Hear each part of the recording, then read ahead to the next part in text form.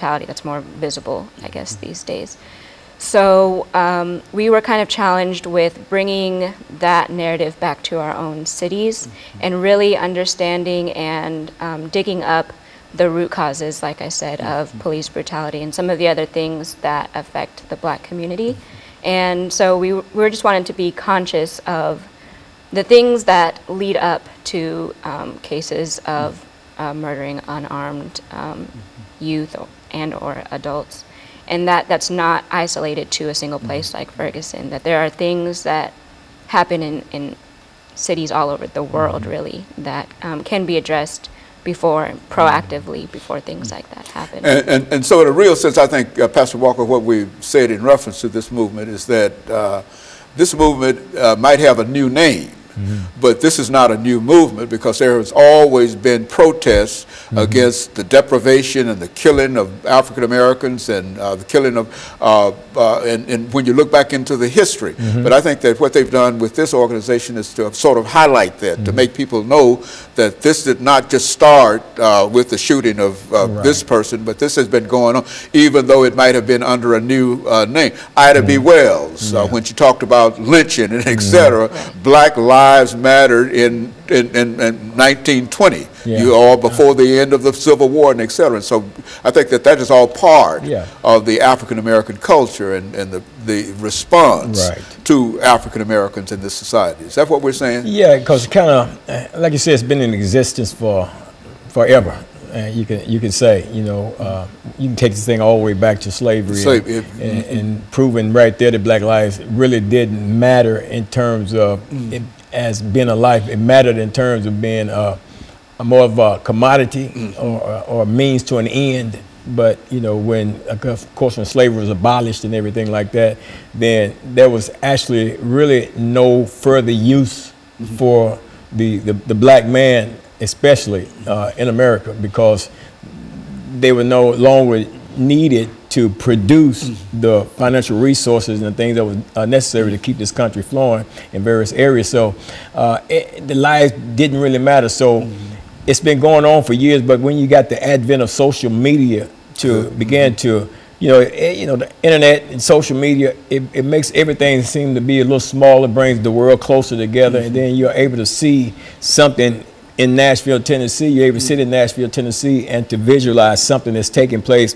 in Chicago and Miami and other places and all around the world as far as that goes. But, you know, so you come up now, it's like, okay, all of these things are happening, especially to the African-American male, and it's happening to such a degree as like their lives has no meaning. It doesn't matter.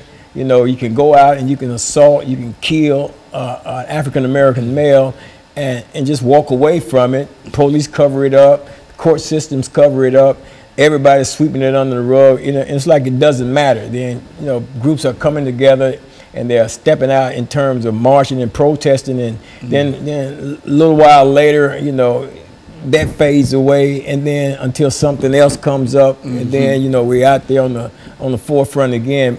But I think when you talk about a movement, it's something that's ongoing and stuff like that, and it's continuously getting its strength because of it's continuously being fed negative situations that keeps this Black Lives Matter movement moving forward, you know, and addressing these issues. Because I mean, the African American male is really struggling out here, you know, to be significant, you know, in spite of, you know, many of the accomplishments, you know, that we've made as a people. You know, it's still yet situations that go on.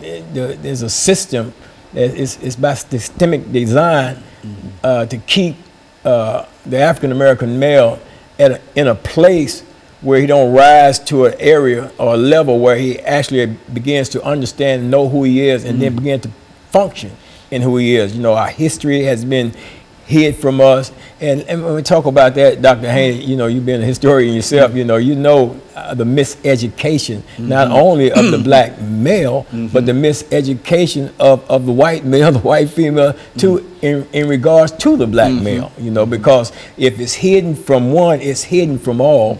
You know, and therefore people are living lives and without a knowledge of self. And then when people don't have a knowledge of self and other people don't have a true knowledge of who we are, then it's easier for our lives not to matter. And so we're talking about how the sanctity of life among African American males in a real sense, because I think when you look back into history, as you've already indicated, you see that the lynchings, the burnings, and all of those things that were happening in reference to it, they might not be as pronounced now, but in a real sense, they still do occur, you see. And I think that Ms. Gilliard and others who are involved in this Black Lives Matter movement are serving a real purpose in terms of keeping many of these things in front of us and making us aware that this didn't start just today, but it started a long time ago, but it's still going on today. Absolutely. And so I think that, and so what we'll do, we'll take this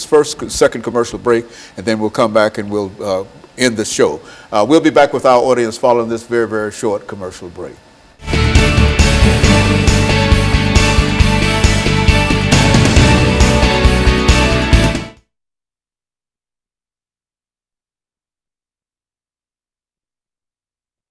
That's what you do. You put a little passion in it. Ain't nobody say about what you say. Just put some passion in it. Yes, you fill up the slide, can't you? Yeah, just fill up some time. You know, especially now, you know, in terms of you being an African American female, and your advocacy when it comes to Black Lives Matter is really focused mainly on the male, because that's where the attention has been drawn.